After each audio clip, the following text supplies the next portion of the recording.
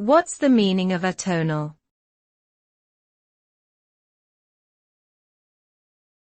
Atonal.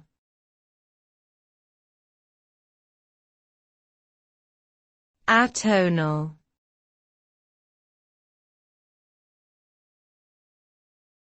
Atonal.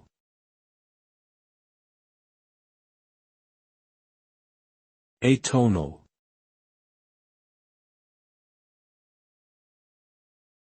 Atonal refers to music that lacks a tonal center or key. This means that the music doesn't follow the traditional Western music system of major and minor keys and instead uses dissonance and unconventional harmonies to create a unique sound. Atonal music can be challenging for some listeners as it often lacks a clear melody or sense of resolution.